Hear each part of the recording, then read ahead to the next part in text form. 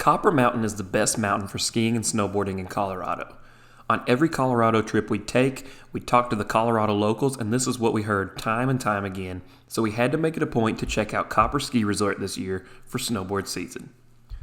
Just some quick stats about Copper Ski Resort. Copper has an elevation of 12,313 feet, a vertical drop of 2,738 feet, 2,527 skiable acres, 24 chairlifts, 150 runs, 25% of which are beginner runs, 24% are blue intermediate runs, 34% black runs, and 17% double black diamond runs.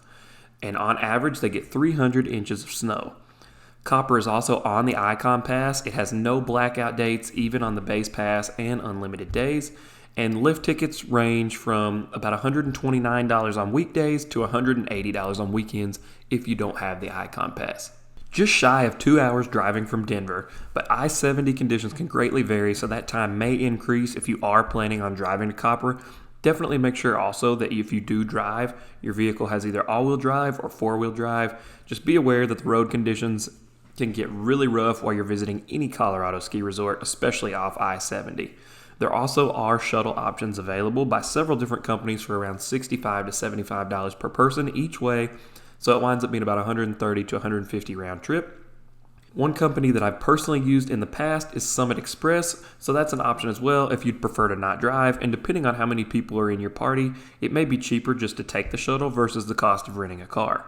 Another thing to factor in is that if you are coming to Copper, you do have to pay to park, or you got to park in one of the free lots and then take a bus to the actual resort, unless you were staying at one of the ski-in or ski-out hotels that Copper has to offer. Which is one of the things I love most about Copper is the availability of ski-in and ski-out lodging throughout Copper Village. There's tons of places to stay within Copper Village, and I absolutely love a ski resort that gives you the full mountain village experience, and Copper definitely delivers on that front. Copper has a decent-sized village full of tons of lodging, shops, restaurants, everything you could want in a ski village. And I just love when a ski resort has a good-sized village because that means once you're there, you don't have to travel back and forth, you don't have to get in the car, and you got everything you need on your ski and snowboard vacation right within walking distance, and it just makes things super convenient and really adds to the experience of a ski trip. Copper also does have a free public transportation system called Copper Coach that can get you all around the Copper area, as well as you have access to the Summit Stage buses, which are Summit County's free transportation option that can get you all over Summit County, places like Breckenridge, Keystone, all that good stuff. I really enjoyed the Copper Village, and I feel like you could easily do a week or so here and have plenty of options to eat, shop at, and really just stay content within the village if you really wanted to. If you are looking to stay at Copper, I do have a link and a discount code to the condo that we stayed at on our Colorado snowboard vacation. It's right in the heart of Copper Village. It's within walking distance of all the lifts and runs, and it's really awesome and just a comfortable condo. It's got heated underground parking for your car. It's got a nice fireplace, balcony, all that good stuff. I can't recommend it enough.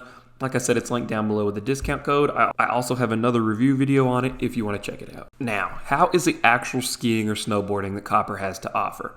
Copper is going to give you that high quality Colorado snow you're looking for across the mountain. Paired with the elevation, it's also going to keep it nice and dry, and if you are lucky enough to get a Colorado powder day like we did, you will get that legendary Colorado powder that Colorado is known for.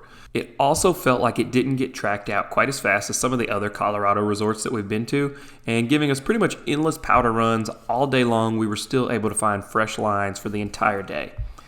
In terms of progression, that's one of the things Copper is known for, and something that all the locals had told us. Easy progression for all abilities, and it keeps all the runs of similar difficulties together. Runs get harder going from west to east into the back. More than half the terrain is black and double black diamond terrain. This makes it really easy to work your way across the mountain as your ability and skill level go up, as well as just keeping riders of similar skill levels around one another. I think this is just great for the general flow of traffic, as well as making it less intimidating for beginner riders and easier flow for more advanced riders by not having to dodge so much traffic necessarily.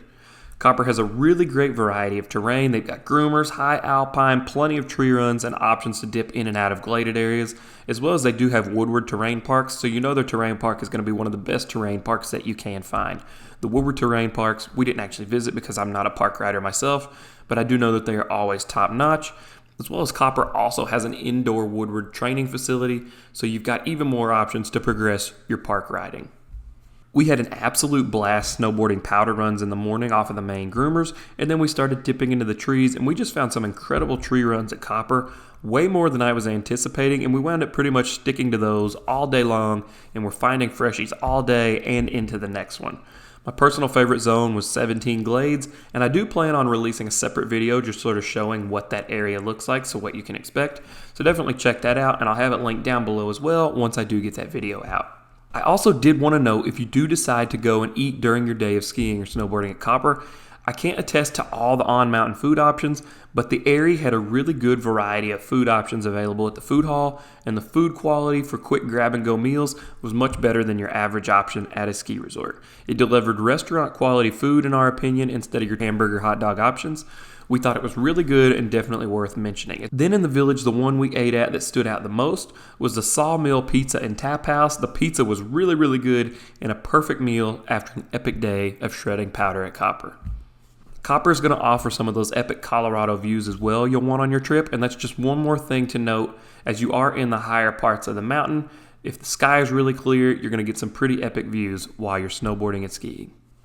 So is Copper the best skiing and snowboarding in Colorado, and is it my favorite? I would definitely say it's up there, and it's a very strong contender in my top 3. For my particular riding style, I'd say it sits at a solid 3rd place out of all the resorts we've been to in Colorado, but it's definitely one I'd like to go back to and spend more time at, and I could see it climbing the ranks, with more time there and getting to explore the resort even more. We snowboarded here for 2 days, and I feel like you definitely could come back and spend a solid week here if you wanted and still have plenty of terrain to explore. I also feel like the village and the progression layout for this terrain would make it a great option for families looking for a great destination for their winter trips. For me, the tree runs and gladed areas are definitely my favorite spots to snowboard, and Steamboat and Winter Park have just a little bit more of that, so those are the 2 that do beat Copper out. But like I said, Copper is a very strong contender and definitely a solid option for anybody looking for an awesome experience and a great ski resort in Colorado to visit. I definitely recommend Copper Ski Resort to anyone, and I don't really have any negative things to say about it. If you do have any questions about Copper, definitely hit me down in the comments below. And if you want to see what our days at Copper were actually like for the full day of snowboarding, click these videos here in the Copper playlist, as well as I have some runs and some other things in this playlist as well.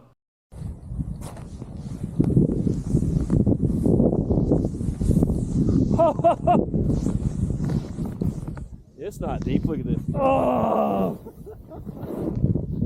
It's not deep. That was